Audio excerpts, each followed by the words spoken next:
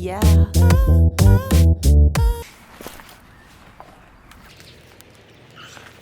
Welcome, my wonderful people. I hope you're all feeling well. Praise and appreciation for another blessed day. So one of the first things I did this April was I planted Nantes, early carrots. Carrots of the early variety. I've started them off in little Tupperware boxes. I've got some kitchen paper, put that in the bottom of the Tupperware box.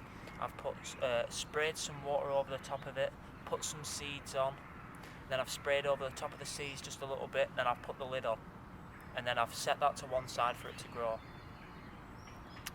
The next thing that's happened is the peas have started to germinate to the point that I need to take them out. They're about this big now, so I've put them out into the raised bed.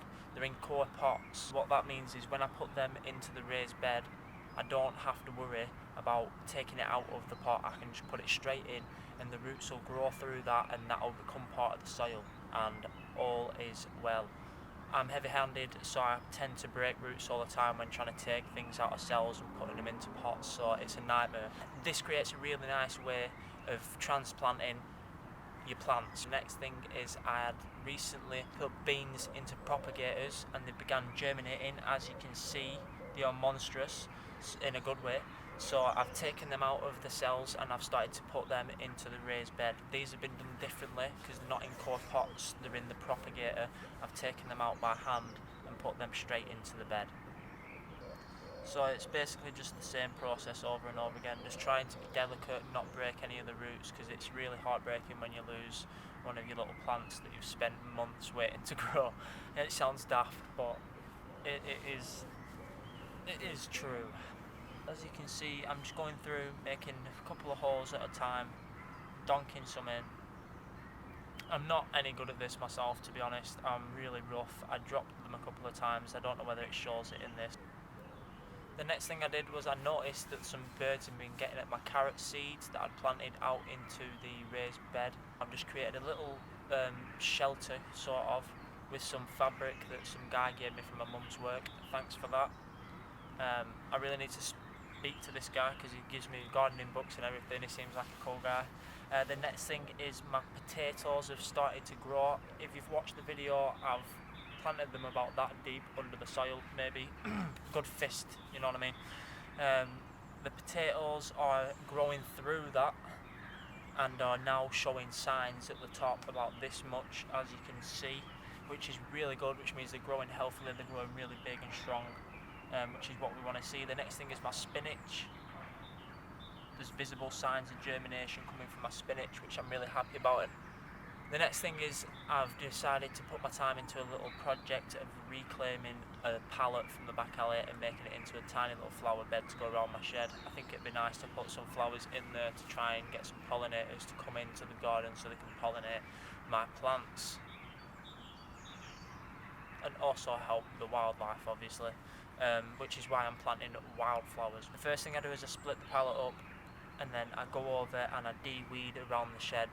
So I'm just borrowing my dad's drill to cut through and measure up little pieces of the wood. As you can see, I'm drilling a little pilot hole just to put the screw through so it doesn't split the wood and I don't waste my time. It's just a reclaimed pallet, so what more can you expect? The next thing is sunflowers. Sunflowers are growing in the propagators. They've germinated and they're growing massive. I'm worried I'm going to get attacked by some foxes. I've then put these sunflowers out from the propagator and I'm putting them into bigger pots so they can grow a bit more stronger before I give them out to neighbours and friends and stuff. So as you can see, I'm just taking them one by one, peacefully in the greenhouse, chilling, mopping away.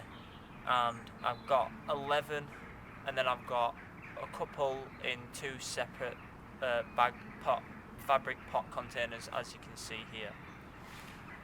These are the wildflowers I were on about. They are some sort of pink wildflowers. I didn't know this at first, I just picked them out because I seen wildflowers, but part of the money that goes to these seeds goes to cancer research. I've also planted some forget-me-nots for a woman who has passed in my mum's work.